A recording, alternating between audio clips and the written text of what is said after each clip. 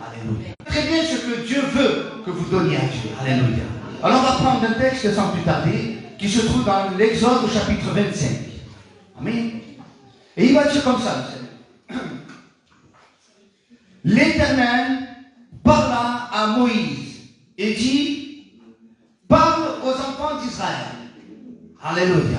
Ensuite, on continuera dans le texte progressivement, hein, si Dieu me donne l'occasion de l'apporter, croyez-moi que c'est une riche bénédiction. Alléluia. Donc, on va voir que là, Dieu veut charger son serviteur Moïse de transmettre un message au peuple d'Israël. C'est comme si, encore une fois, moi, je dirais au frère, le frère André, tu diras à l'église telle et telle chose. Le frère, il peut me répondre à moi, mais pourquoi tu ne le dis pas toi? C'est vrai ou pas? Dieu, pourquoi il a besoin de passer par Moïse pour transmettre un message à son peuple? Dieu n'est pas capable de parler? Est-ce que vous pensez réellement que Dieu n'est pas capable de parler? Il vient d'où le problème? Il ne vient pas de Dieu, il vient du peuple. Parce qu'il n'est pas capable d'entendre ce que Dieu a à lui dire. Et bien des fois, les frères et sœurs, on dit souvent de fois, il n'y a pas plus sourd que celui qui ne veut pas entendre. Et Dieu, ce matin, veut nous parler. Alléluia. Est-ce que tu es prêt à entendre ce que Dieu a à te dire ce matin? Est-ce que nous sommes prêts à entendre ce que Dieu va nous dire ce matin? Même si ça te dérange, même si ça ne te plaît pas. Je ne suis pas là pour plaire aux hommes. Je ne suis pas là pour plaire à l'église. Je suis là pour plaire à Dieu. Alors voilà qu'il va dire, l'Éternel parle à Moïse et dit, parle aux enfants d'Israël.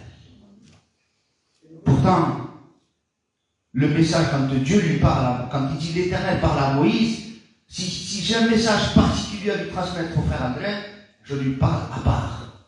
Je lui dis, voilà mon frère, il y a telle et telle chose, j'aimerais que tu pries pour moi. Ou il y a telle et telle chose. C'est un message personnel pour lui spécialement. Mais là, vu que c'était pour un ensemble, Dieu ne lui a pas dit, voilà Moïse, je veux parler avec toi. Voici telle et telle chose. C'est toi pour toi personnel, non. C'est important de comprendre que le message n'était pas que pour Moïse, mais il était pour le peuple. Alléluia. Pourquoi? Parce qu'Israël n'était pas en capacité d'entendre ce que Dieu avait à lui dire. Alors on va voir ce que Dieu va dire dans le chapitre précédent. Si vous pouvez les faire, soyez attentifs, c'est important. Vous savez, s'il y a eu ce qui s'est passé, c'est parce que Dieu ne veut pas qu'on prêche ça. C'est parce que le diable, pardon, ne veut pas que l'on prêche ça. Et il veut mettre des embûches. Donc, laissez tomber ces choses-là. On va se concentrer dans ce que Dieu dit. Amen. Exode chapitre 19. Donc, on a lu Exode chapitre 25. Maintenant, on va venir quelques chapitres avant pour comprendre pourquoi Dieu ne peut pas parler aux enfants d'Israël. Et il va dire au chapitre 19 au verset 9, et l'Éternel dit à Moïse, encore une fois, Dieu utilise Moïse comme intermédiaire. Et Dieu dit à Moïse, voici, je viendrai. Qui c'est qui va venir? C'est Dieu. Je viendrai vers toi dans une épaisse nuée, afin qu'Israël entende quand je parlerai. Quelle grâce! Là, à ce moment-là, c'est quelques chapitres avant, Dieu veut parler aux enfants d'Israël directement. Et il lui dit, Moïse, je vais descendre dans une épaisse nuée, c'est-à-dire qu'ils vont le voir. Et ils vont entendre.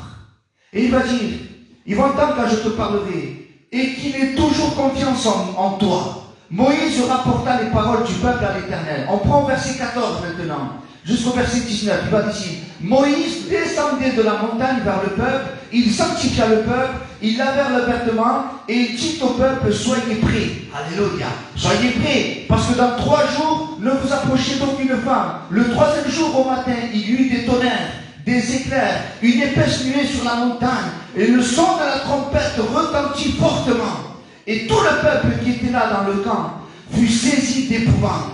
Moïse fit sortir le peuple du camp à la rencontre de Dieu, et ils se placèrent au bas de la montagne.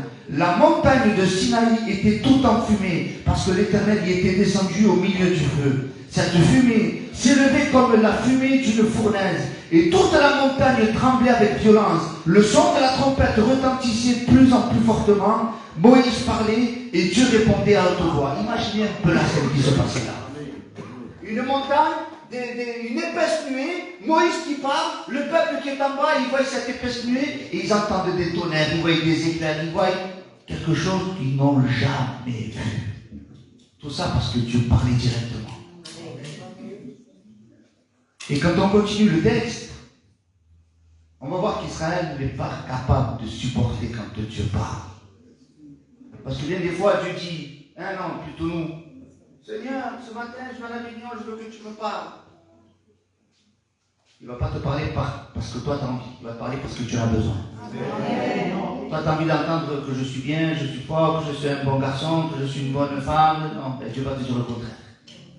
Dieu va te parler, mais est-ce que tu es capable de recevoir la parole de Dieu ce matin? Est-ce que tu es capable d'entendre ce que Dieu a à te dire? Parce que de dire de belles paroles, ben Dieu se le dit à la Dieu. Ah oui, c'est beau de dire à la dit, oh, c'est beau aujourd'hui. Mais on n'est pas là pour se flatter ce matin, les frères et sœurs. On n'est pas là pour se dire qu'elle cante bien, qu'elle prédique bien. Oh là là, qu'est-ce que tu fais si c'est bien que si... On est là pour se dire des vérités. Parce qu'il y a une éternité à jouer, les frères et sœurs. Il y a une éternité loin de Dieu, mais une éternité près de Dieu. Et je ne suis pas là, je ne suis pas un marchand de tapis.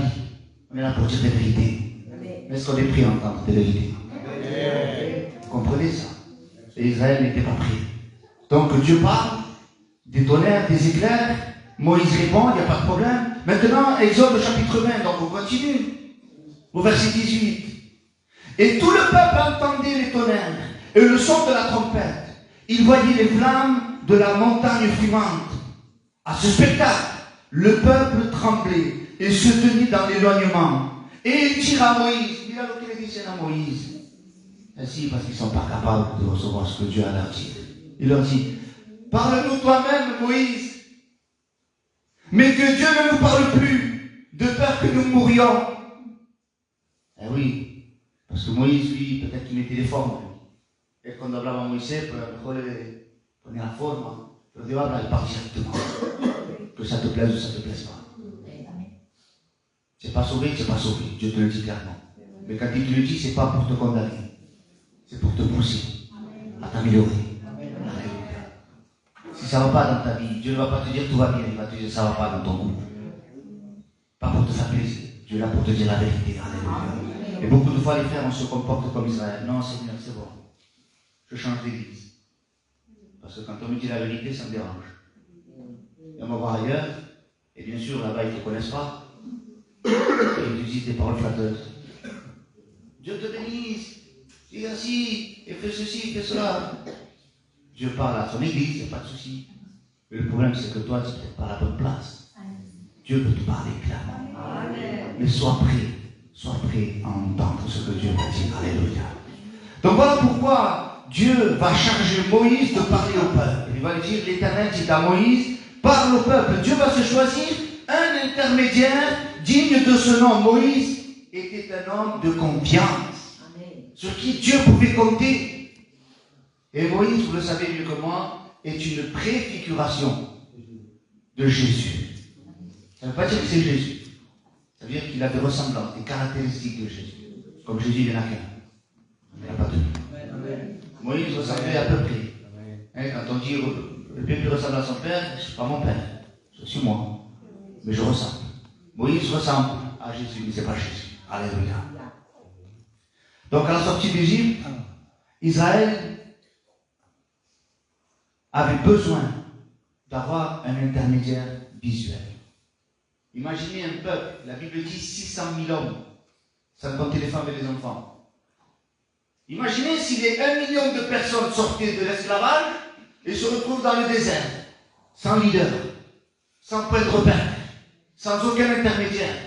Ben, chacun tirerait de son côté. Mais Dieu a voulu rassembler. Et pour cela, il a choisi Moïse. Alléluia. Et il fallait qu'il soit quelqu'un de confiance. Alléluia. Comme nous aujourd'hui, nous sommes assemblés. Pas au nom de Moïse, mais au nom de Jésus. Amen. Son fils bien-aimé. Alléluia.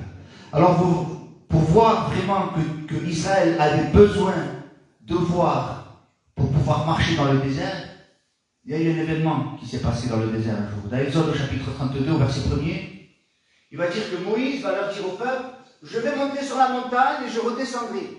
C'est pas compliqué. Si je dis, je m'en vais, je reviens, vous m'attendez. Mais la Bible dit, le peuple, voyant que Moïse tardait à descendre de la montagne, tout ça parce que Moïse tardait à descendre de la montagne, il s'assembla autour d'Aaron. Et ça commence les tumultes. Ça y est, parce que Jésus tarde à venir, ils s'assemblent autour. Un rang, on va le symboliser par le serviteur. Jésus tarde à venir. Il nous a dit qu'il allait venir. On est en 2025, il est toujours pas là. Il y a des guerres qui éclatent. Il y a eu la Première Guerre mondiale. Jésus revient. Il y a eu la Seconde Guerre mondiale. Jésus revient. Il n'est pas venu. Là, il y a la guerre en Ukraine. Jésus revient. Il n'est pas revenu. Il y a eu le confinement. Jésus revient. Jésus ne revient pas. Et il y a eu telle chose. Et c'est pire. Jésus revient. Jésus revient. Jésus ne revient pas. C'est pas parce que tu as l'impression qu'il tarde qu'il ne va pas revenir. Alléluia. Et ça ne doit pas être un prétexte de nous assembler pour nous faire un veau d'or. Vous comprenez ça? Jésus tarde à venir, oh, on a le temps, on a le temps. Non, non, les frères, c'est pas ça la mentalité du chrétien. La mentalité du chrétien, il doit attendre Jésus. Amen. Peut-être qu'on quittera cette terre, je ne sais pas, je ne suis pas prophète, moi je ne peux pas. Nous on dit Jésus revient bientôt, d'accord? Je ne suis pas prophète, moi. Peut-être qu'on va quitter cette terre avant. Mais que Dieu fasse, qu'on quitte cette terre avec l'espérance de voir le Christ.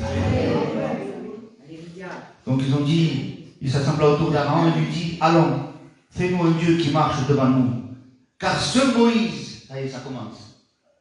Ce spirituel-là, celui qui nous a sortis du peuple-là, cet homme qui nous a fait sortir du pays d'Égypte, nous ne savons ce qu'il est devenu. Le verset 4 dit, il les reçut de leurs mains, jeta l'or dans le moule et fit un veau en fonte. Et ils dirent, Israël, voici ton Dieu qui t'a fait sortir du pays d'Égypte. Ils ont besoin d'avoir toujours un repère. Il faut que ce soit toujours visuel. Et il y a des gens comme ça qui ont besoin de marcher par la vue. Seigneur, si tu ne me bénis pas, si tu ne me guéris pas, si tu ne me donnes pas ce que je veux, je ne marche pas. Ben, Dieu ne te donnera pas ce que tu veux, parce que tu marches par la vue et non par la foi. Tu comprends ça? Dieu veut que nous marchions par la foi. Tu n'as pas ta guérison, espère-la. Tu n'as pas ton problème résolu, espère. Tu dois mourir avec l'espérance. Quitte à mourir avec l'espérance. Même si il le dit vraiment à l'instant présent, c'est vrai parce que le futur ne nous appartient pas. Mais si je suis dans un hôpital et avec l'espérance que je vais être guéri, Seigneur, ben si je meurs à cause de ma maladie, je mourrai quand même avec l'espérance que tu me guériras. Parce que ça, c'est la foi du chrétien. C'est ne pas perdre l'espoir, ne pas perdre la foi.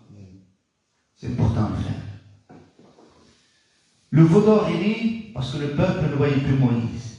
Que Dieu fasse. Que parce qu'on ne voit pas Jésus venir, on se permet de faire n'importe quoi dans la vie. Le veau d'or, ça n'a ni loi, ni commandement. C'est faites ce que vous voulez. Premier des commandements, tu aimeras, tu détesteras, parce qu'on prend l'inverse, tu détesteras tous. C'est ça le veau d'or. Mais Dieu, c'est pas ça, c'est tu aimeras. Amen. Dans le verset suivant de Exode 25, donc on a vu Dieu parla à Moïse et lui dit, ok, 25, chapitre 25, et à partir du verset 1er, ici il y a raison. Il dit, voilà, verset suivant. Il va dire, parle aux enfants d'Israël, et qu'ils m'apportent une offrande. Amen. Ça c'est le deuxième point. Vous imaginez un peu que le Dieu créateur du ciel et de la terre, celui qui t'a fait sortir du pays d'Égypte, te donne l'opportunité, l'occasion de lui apporter une offrande. Je ne sais pas si on réalise la grâce que Dieu nous fait. Lui, en étant le Dieu créateur du ciel et de la terre, il aurait pu rester loin de nous, parce que nous, qu'est-ce qu'on mérite? Est-ce que Dieu peut s'approcher de nous? Ben, Dieu nous fait cette grâce. De dire, bon, d'accord, vous pouvez me donner l'offrande. Que c'est beau ça, Seigneur. Dieu voulait transmettre le message au peuple qu'il m'apporte une offrande. Alléluia. Mais Dieu ne s'est pas contenté simplement de dire, voilà Moïse, je te prépare pour que tu dises aux enfants d'Israël qu'il m'apporte une offrande. Non, non, parce que moi je connais Israël. Il va m'apporter que des miettes. Il va m'apporter du tissu déchiré, du fer, de l'aluminium, tout ce qui ne coûte pas cher. Ah, non. Je te donne l'occasion d'apporter l'offrande, mais c'est moi qui définis les règles. Et quelles sont les règles que Dieu a définies? Le verset suivant dit, vous la recevrez pour moi de tout homme qui la fera de bon cœur. Alléluia. La première des choses qui doit compter dans une offrande qu'on fait pour Dieu, c'est ton cœur. Viens peut-être les 500 000 euros. Si tu le fais pour te montrer, garde-le pour toi. Même si tu lui apportes toute ta jeunesse, c'est fort ce que je dis. Je suis converti depuis que j'ai 12 ans, depuis que j'ai 6 ans, depuis que j'ai tant d'années. Mais si dedans, il n'y a pas ton cœur, toutes ces années, elles ne te servent à rien. Il faut qu'il y ait ton cœur dedans. Cette offrande entre Abel et Caïn, ce qui a marqué la différence, c'était que le cœur était avec l'offrande de celui d'Abel, tandis que celui de Caïn n'y était pas. C'est ça qui donne la valeur. Alléluia. Maintenant, il va dire, vous la recevrez de moi, de tout homme qui la fera de mon cœur. Ça, c'est le troisième point. Il va dire dans Colossiens chapitre 3, verset 23, tout ce que vous faites, c'est beau ça, tout ce que vous faites, faites-le de bon cœur, comme pour le Seigneur et non pour des hommes, sachant que vous recevez du Seigneur l'héritage pour récompense. Servez le Christ, le Seigneur. Et quand Paul dit ces mots, il s'adresse, vous savez à qui? Aux serviteurs qui travaillent pour un patron. Il va dire, serviteurs, obéissez à vos maîtres. Je veux dire, faites tout de bon cœur, comme pour le Seigneur. On veut être des bons chrétiens à l'église, mais au travail, au temps. Ah non. Au travail, tu dois être comme à l'église. On veut être des bons chrétiens au travail, on veut être des bons chrétiens à l'église, mais à la maison, pas trop. Non. Tout ce que l'on fait, que ce soit à la maison, au travail, à Carrefour, à Lidl, à Aldi, il faut que ce soit fait de bon cœur. Vous comprenez ça? Il faut que ça se voie, il faut que ce soit visuel, que vous aimez le Seigneur. Alléluia. Donc on comprend que Dieu dit, parle aux enfants d'Israël, tu leur diras qu'ils me feront une offrande, tu l'accepteras, attention, hein, Moïse avait une charge, c'était de recevoir l'offrande de chaque Israélite. Et il devait savoir si c'était de bon cœur ou pas. Et il va dire, voici ce que vous recevrez d'eux en offrande. Là, c'est important. Regardez ce que Dieu demande. De l'or, de l'argent et de l'airain. Ah, mince alors. Dommage. Je ne croyais pas que c'était comme ça. N'amène pas ce qui ne te coûte pas. N'amène pas les miettes. N'amène pas les petites choses. Dieu veut, il exige du peuple de l'or, de l'argent et de l'airain. Pas un autre matériel. De l'or, de l'argent et de l'airain. Certains veulent amener d'autres métaux, parce qu'on parle de métal là. Ouais, ça ne doit pas le remarquer Moïse. Il apporte du fer, hop, et ça passe. Ou d'autres sont marqués de l'aluminium. Cher ça en ce moment, l'aluminium. Ou d'autres veulent apporter du plomb, du zinc, du titane. Non, non, non. Dieu ne t'a pas demandé ça.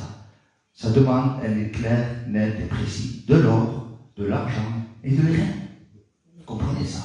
Si Dieu avait demandé ça, si Dieu avait demandé de l'or, de l'argent et de l'airain, ne dis pas, oui mais c'est trop ça, je ne peux pas moi. Si, c'est parce que Dieu sait bien là. Sinon Dieu ne le demanderait pas. Il ne va pas te pousser à voler de l'or pour lui donner. Vous comprenez ça? C'est parce qu'il y en avait chez Dieu. Quand Dieu te demande des choses personnelles à toi, c'est parce qu'il sait que tu peux le faire. Mais c'est qu'on n'a pas envie de le faire. Vous comprenez ça? Dieu ne s'arrête pas là. Il aurait pu dire, bon voilà, de l'or, de l'argent et de l'airain, ça me suffit. Non, non, il va continuer. Il va dire, mais avant de parler de la suite, l'or, il faut comprendre les symboles qu'il y a derrière. Le symbole de l'or, les frères et sœurs, c'est symbole de royauté. D'accord? Donc c'est important de comprendre que Dieu ne demande pas n'importe quoi. Le symbole de l'argent, c'est le symbole du rachat. Et le symbole de l'airain, du bronze, c'est la justice. Vous allez me dire, mais c'est compliqué ça. Comment je fais moi? Ben, on va le voir plus tard. Mais il faut que tu retiennes que l'or, c'est la royauté, l'argent, c'est le rachat, et que le bronze, c'est la justice. Et il continue la liste. Il va dire ici, des étoffes teintes en bleu, en pourpre et en cramoisi. Des étoffes, c'est la laine, tu sais, les morceaux de laine, les pelotes de laine, du tissu, quoi. Des étoffes, c'est du tissu, c'est des fils. Et il lui dit, voilà, tu vas apporter des étoffes en bleu, en pourpre et en cramoisi. Dieu ne laisse rien au hasard. Il va même jusqu'à demander la couleur. C'est pas toi qui choisis. J'ai un peu de jaune. Voilà, j'ai un peu de ci, mais garde pour toi. Dieu ne veut pas des miettes, Dieu veut des bonnes choses. Vous comprenez ça? Pourquoi il demande du bleu? Le bleu, le symbole du bleu, c'est le ciel. Le symbole du pourpre, encore une fois, c'est la royauté. Le cramoisi, encore une fois, c'est le sang. Alléluia. Donc Dieu demande de l'or, de l'argent, de l'élan, royauté, rachat, justice. Bleu, il demande du ciel. Pourpre, la royauté. Cramoisi, le sang. Dieu te dit, je te donne l'opportunité de me faire une offrande, mais attention, pas comme tu veux, mais comme moi je le veux. Alléluia. Si tu offres autre chose que ce qu'on vient de mentionner, Moïse ne peut pas accepter l'offrande. Tu comprends ça? Moïse, lui, il est chargé de recevoir ce que Dieu lui a demandé de recevoir.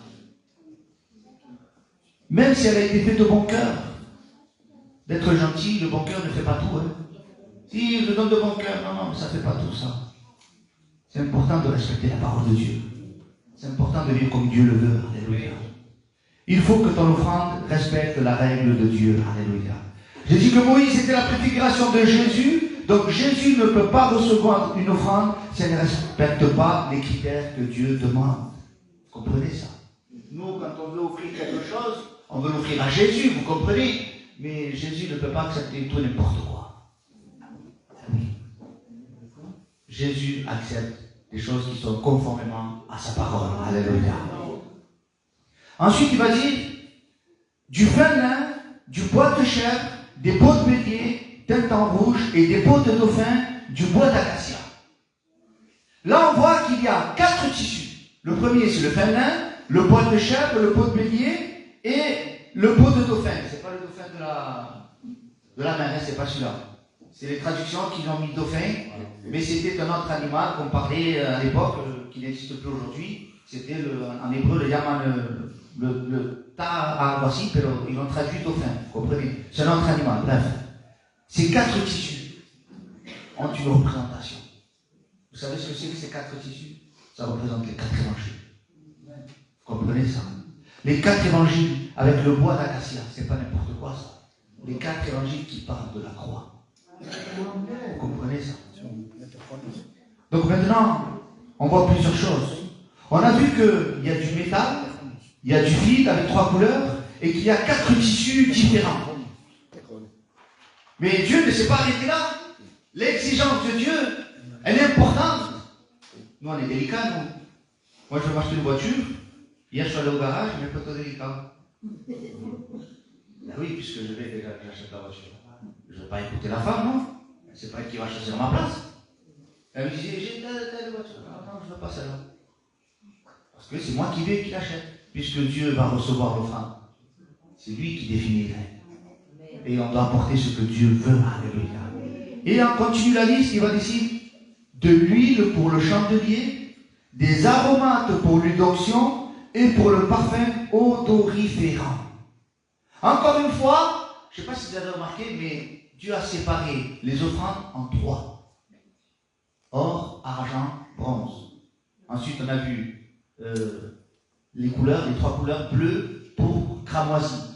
Et là, on voit l'huile de chandelier, les aromates pour l'huile d'onction et pour le parfum odoriférant. Chandelier, aromate et l'encens, c'est important ça. Remarquez le détail. C'est que Dieu ne dit pas ou de l'or, ou de l'argent, ou du bronze, ou un tissu bleu, ou un tissu rouge. Il veut tout. Et il veut et le bleu, et le rouge, et le cramoisi, et de l'or, et de l'argent, et de l'airain, et de l'huile pour l'onction, et de l'huile des aromates. Vous comprenez? Dieu veut tout. Alléluia. Ce qu'on doit comprendre, c'est qu'en réalité, on n'est pas capable de lui apporter à Dieu ça. Vous comprenez ça? Moi, de moi-même, je ne suis pas capable. Il a fallu que Jésus, alléluia. Et vous allez voir ce détail qui est magnifique. Jésus est l'offrande parfaite pour Dieu. Qu'est-ce qui représente Jésus? Il est roi ou pas Jésus? C'est de l'or. Est-ce qu'il est roi? Amen. L'argent, c'est le rachat. Est-ce que Jésus a racheté? Amen. Alléluia. Le bronze, les reins, c'est la justice. Est-ce qu'il est la justice de Dieu? Amen. Le bleu, il vient du ciel. Est-ce que Jésus vient du ciel? Amen. Le pourpre, il est roi, on l'a dit. Est-ce que le cramoisi, il a versé de son sang? Amen. Alléluia. C'est important tout ça. Est-ce qu'il était de bonne odeur pour le Seigneur? Amen. Mais quand on prend Éphésiens, celui-là je ne te l'ai pas donné parce qu'il est venu après. Éphésiens au chapitre 5, au verset 2. Et après tu prendras Hébreux 10, 14. Marchez dans la charité, à l'exemple de Christ, qui nous a aimés et qui s'est livré lui-même à Dieu pour nous, comme, et regardez le mot que c'est beau, comme deux choses, une offrande et un sacrifice de bonne odeur. Dieu exigeait une telle offrande et Dieu a été patient. Il n'a jamais reçu ce que veut. Ils ont reçu, bien sûr, à l'échelle de l'être humain, mais il a fallu que Jésus vienne, l'offrande parfaite, qui soit ce sacrifice de bonne odeur. Il va dire dans Hébreux 10, 14 que car par une seule offrande, en parlant de celle de Jésus, il a amené à la perfection pour toujours ceux qui sont sanctifiés. Alléluia! L'offrande de Jésus, elle est terrible, elle est merveilleuse. Alléluia! Mais Dieu ne s'est pas arrêté là. Alléluia! Il va continuer, donc toujours dans Exode 25. Après, il va demander des pierres d'onyx et des pierres pour la garniture de l'éphod et du pectoral. Ce qui est intéressant de comprendre là, c'est que l'intermédiaire, donc Moïse et le peuple, devaient être un. Comprenez ça? Ce n'était pas deux séparés, il fallait qu'ils soient unis. Et la meilleure façon d'unir le peuple avec l'intermédiaire, c'était de prendre ces pierres et de les mettre dans le pectoral, qui représentait les 12 tribus d'Israël. Alléluia. Vous comprenez ça? Jésus, lui, il s'est identifié à nous, en prenant une forme d'homme, afin que nous fassions un avec lui. Vous comprenez ça? Donc le but, la raison, le motif de toutes ces exigences-là, c'est le verset d'après, il va dire, ils me feront un sanctuaire. Alléluia.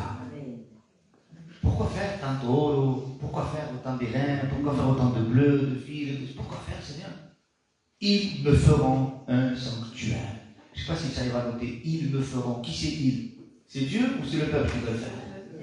C'est le peuple qui doit faire. C'est à toi. C'est ta marche à toi. C'est ta part à toi. C'est comme si chez moi, je vais dans la cuisine et vous venez chez moi et je dis voilà, ça c'est ma cuisine. Ah, c'est bien. Pourquoi tu as mis un lit? Ben parce que je dors là aussi. Ah bon? Et je me lave là aussi et je fais tout là, on fait tout là. C'est une cuisine alors. Vous comprenez ça? Un endroit doit être spécifique pour une seule chose. Ta vie ne doit pas être mélangée avec les choses du monde. Amen. Tu n'es pas un peu chrétien et dans les anniversaires, tu es un peu païen. Et après, avec les frères et sœurs en Christ, dans les veillées, tu es chrétien. Non, non, ça ne se mélange pas. Ça. Tu es un sanctuaire où que tu ailles. Vous comprenez ça? Un sanctuaire, c'est dédié à une seule chose. Sinon, ce n'est plus un sanctuaire. C'est un local, un box. Et tu mets ce que tu veux dedans. Mais Dieu n'a pas fait de nous des box. Il n'a pas fait de nous des garages, excusez-moi.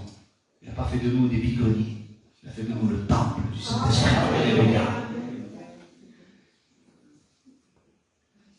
Donc, c'est un endroit où rien ne se mélange, le sanctuaire. Ils me feront. C'est notre part. Il y a l'Odyssée. Ils me feront un sanctuaire et j'habiterai au milieu d'eux. Amen. Ça, c'est la part de Dieu. Fais d'abord ta part. Et Dieu fera la sienne. Alléluia. Vous comprenez maintenant que c'est une chose importante. Que Dieu ne peut pas habiter dans le désordre. Dieu ne peut pas habiter dans le péché, avec la méchanceté, avec la corruption, excusez-moi. On doit construire ce sanctuaire comme Dieu le veut, avec les métaux que Dieu veut. L'or, c'est Jésus, donc ma vie doit être fondée sur Jésus. L'argent, c'est Jésus, ma vie doit être en Jésus. Les reins, c'est Jésus, tout doit être fondé en Jésus. Toute la décoration de mon temple doit représenter Jésus. Alléluia. Regardez comme Dieu, bon, il aurait pu en rester là et de dire, bon voilà, on en reste là, mais non. Il va dire comme ça. Vous ferez le tabernacle et tous ses ustensiles d'après le modèle que je vais te montrer. Alléluia. Dieu fois qu'il a défini toutes les règles, il a dit, bon, je vais te montrer un modèle, Moïse. Par contre, Moïse, le modèle que tu verras sur la montagne, je veux la réplique, l'exactitude. Je veux la même chose. Ouais, mais Seigneur, moi j'aime le bleu. Oui, ça correspond à la parole de Dieu. Mais j'aime le vert. Non, il n'y en a pas de vert. Tu ne fais pas ce que tu veux, Moïse. Tu fais ce que moi je dis de faire. Vous comprenez ça? Dieu a montré un modèle dans la montagne. Et nous, aujourd'hui, les frères et sœurs, on veut être le temple du Saint-Esprit, oui ou non? Nous sommes le temple du Saint-Esprit. Mais quel est notre modèle à nous? Eh bien, c'est Jésus à la croix, sur le mont Golgotha. Alléluia. Jésus à la croix, il nous a montré le merveilleux modèle. Jésus était sans parole devant tous ses accusateurs. Nous autres, on ne peut pas, dès qu'on nous accuse de quelque chose, alléluia. On porte plainte et on fait, et on dit, on le fait. Et Jésus n'a rien répondu. Jésus a pardonné. Amen. Vous comprenez ça? Le modèle, le parfait modèle, c'est Jésus à la croix. Et certains croyants veulent faire une belle offrande pour Dieu, mais voilà qu'ils marchent comme bon leur semble. Maintenant, vous allez comprendre. Dans Romains chapitre 12, verset 1er, il va dire, ah oui, ça je ne l'ai pas donné moi. Romains 12, 1er, et après Romains 15, 16, c'est terminé. Je vous exhorte donc, frères, par les compassions de Dieu, à offrir vos corps comme un sacrifice vivant, saint, agréable à Dieu, ce qui sera de votre part un culte raisonnable. Alléluia. Ça veut dire que toi, tu seras une offrande agréable à Dieu à condition que Christ habite dans ton cœur, à condition que tu respectes l'image de Jésus. Tu ne peux pas vivre comme un chrétien comme bon te semble. Tu ne peux pas chanter pour le monde et venir ici et chanter pour Dieu. Tu ne peux pas faire les choses comme le monde et venir ici et faire une offrande à Dieu. Ou tu es chrétien, ou tu n'es pas chrétien. Ou tu es un tabernacle pour Dieu, ou tu es autre chose pour Dieu. Il y a une règle à respecter avec Dieu. Et la preuve que le tabernacle était approuvé par Dieu, c'était que la journée, il y avait un détail que tout le monde voyait. C'était qu'il y avait la nuée dessus. Peut-être qu'il y avait d'autres tabernacles, il n'y avait pas la nuit, parce que Dieu n'y était pas. Mais dans celui-là, oui, il y a la nuit. Alléluia. La preuve que Dieu est avec toi, c'est que le Saint-Esprit t'accompagne. Et la journée, on va parler des bons jours quand tout va bien. Quand il y a de l'argent, quand le frigo est plein, que tu ouvres la porte et que tout tombe. C'est bien d'avoir Jésus là. Mais la nuit, c'est pas une nuit qu'il faut qu'il y ait une colonne de feu. Quand tout va mal. Quand tu sens que le ciel est noir, qu'il y a tout dans ta vie, il n'y a rien qui va. Au contraire, c'est là qu'il faut que tu sois fervent. Alléluia. Alléluia. Romains chapitre 15, verset 16. Ah voilà. Et ça, c'est pour nous les serviteurs, c'est notre devoir. C'est notre travail. Il va dire d'être ministre de Jésus-Christ parmi les païens, m'acquittant du divin service de l'évangile de Dieu, afin, le mot afin c'est le but, afin que les païens lui soient une offrande agréable, étant sanctifiés par l'Esprit Saint. Notre rôle à nous, mais c'est de vous aider à ce que vous soyez une offrande agréable à Dieu. C'est pour ça que des fois, quand on prêche, on ne se fait pas des copains. Des fois, on a envie, regarde-lui, il prêche, il ne regarde pas sa vie. Mais on ne le fait pas pour nos propres intérêts. On le fait dans le but de que vous soyez une offrande agréable à Dieu. Et que tous ensemble, le corps ensemble, nous présentons devant Dieu. Et que nous soyons tous ensemble ce bon parfum agréable à Dieu. Alléluia. Donc c'est important, les frères. Donc on comprend que nous sommes le temple du Saint-Esprit. Donc ton offrande a de la valeur parce que Christ a donné sa vie. Vous voulez donner l'offrande à Dieu ce matin? Mais en sortant d'ici aussi, pour que l'offrande continue. Et jusqu'à qu'on quitte cette terre. Amen. On prie le Seigneur ensemble.